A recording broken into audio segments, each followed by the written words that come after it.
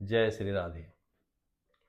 आज आपको एक विशेष जानकारी देने की कोशिश कर रहा हूँ। आपको ये पता होगा कि हमारे शास्त्रों में या हमारे पूर्वजों ने एक शब्द हमको बताया था, कुल देवी या कुल देवता।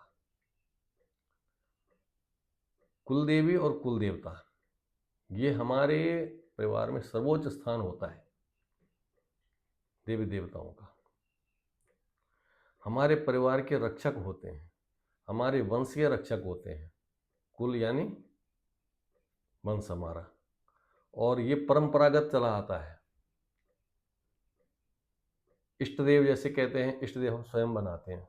किसी के हनुमान जी हैं, किसी के राम जी हैं, किसी के श्याम जी हैं, किसी के शिव जी हैं, किसी के अन्य अन्य जो भी देव देवता है वो इष्ट देव हम अपनी मर्जी से चुन सकते हैं।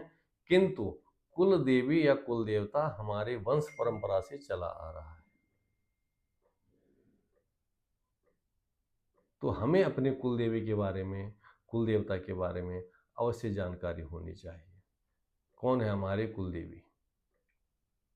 इसके लिए आपको जो है, कोई आपके रिश्ते में, कोई आपके परिवार में कोई बड़ा बुजुर्ग हो, बुजुर्गों को पता होता है कि हमारी कुल देवी कौन है या कुल देवता कौन है। ये जानकारी अवश्य लेकर के और अपने कुल देवी या कुल देवता का पूजन अवश्य करना चाहिए।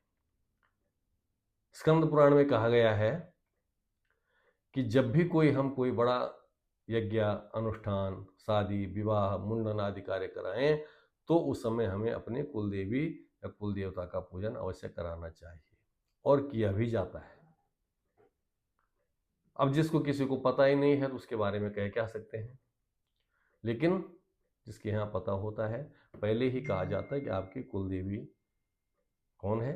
उन कुल देवी के नाम का आप यथा सामर्थ्य अनुसार जो भी है द्रव्य दक्षिणा आदि जो है रख दीजिए, और जहाँ पर उनका स्थान है वहाँ पर बाद में पहुँचा देना, ये कहा जाता है। कोशिश रहती है हमारी यही कि कुल देवी के बारे में और जो पितर होते हैं उनके बारे में।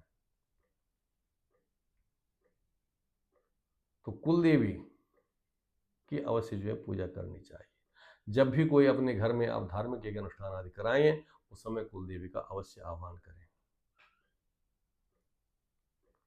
जब भी आपको जो है, स्कंद पुराण में ही कहा गया है कि साल में एक बार जो है अवश्य कुल देवी पर जाना चाहिए।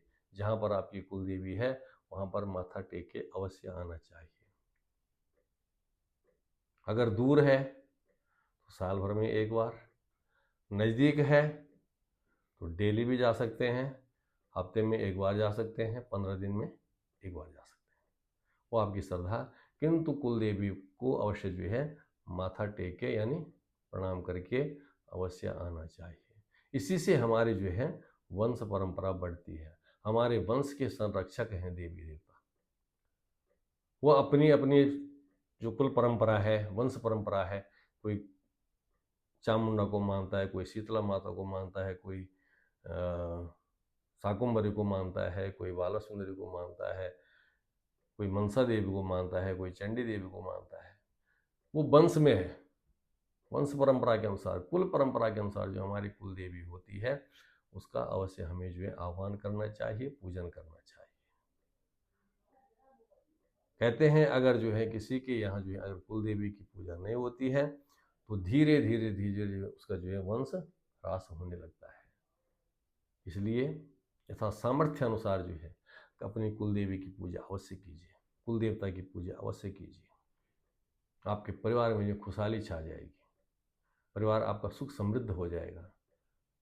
अगर आपको पता नहीं है, नई पीढ़ी में बिल्कुल भी पता नहीं है, पूछना है किसी को, उनको पता ही नहीं कुल देवी क्या होती है, कुल देवता क्या होता है, वो इधर उधर झांकने लगते हैं। माँ बाप अगर साथ में होते हैं तो माँ बाप को भी नहीं पता होता है। अब किसी को पूछेंगे हमारी कुल देवी कौन है, उनको क्या पता।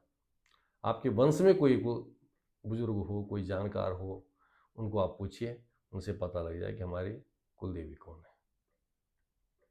कुल देवी का अवश्य पता करके और साल में एक बार तो अवश्य जो है परिवार सहित कुल देवी या कुल देवता पर अवश्य सभी को जो है प्रणाम करके आना चाहिए।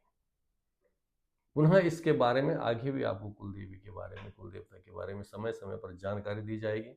आपको अगर जो है ये वीडियो सही लग रही है, जानकारी सही लग रही है, आप आगे भी इसको जो है शेयर कर सकते हैं, ताकि किसी को जानकारी प्राप्त करनी हो उसको जानकारी प्राप्त हो जाए।